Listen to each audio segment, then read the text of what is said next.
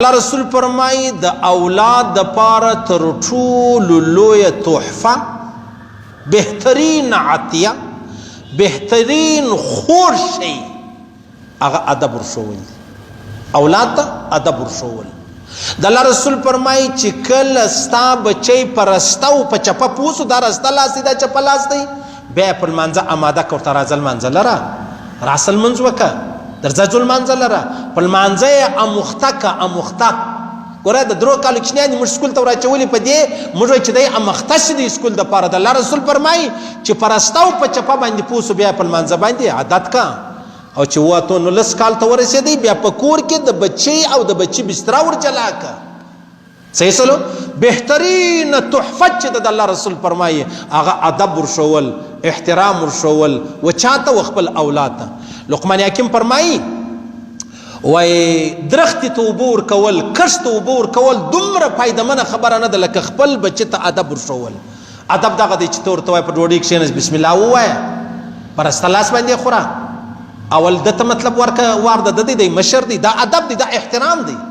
دغه ادب چې تور ورشي نو د الله رسول فرمای بهترین تحفه ده او دغه بچی بیا د مرګ بعد ستا دپاره صدقه جاریه ده دا ستا دپاره صدقه جاریه ده او بیا بله خبره دا ده د الله رسول فرمایي که یو سړی راولاړ شو لان یعدب الرجل ولده خیر له من ان یتصدق بصاع رواه ترمذي ته راولاړ شي یوه کاسه غنم د خیرات کو وربشه د خیرات کې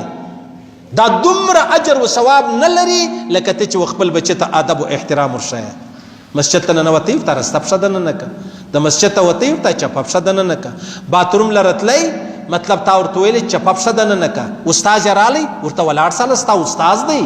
هله چوچ ورته سمې که ستا د اسکول ستا د کالج ستا د یونیورسټۍ ستا د مدرسې ستا د مسجد استاد دی ولاړ سه هله چوچ ورته سمې که ورسه ډوډۍ ورته تیارې که ورسه اوبه ورلره راوړه ورسه لاسونه ورپرینځه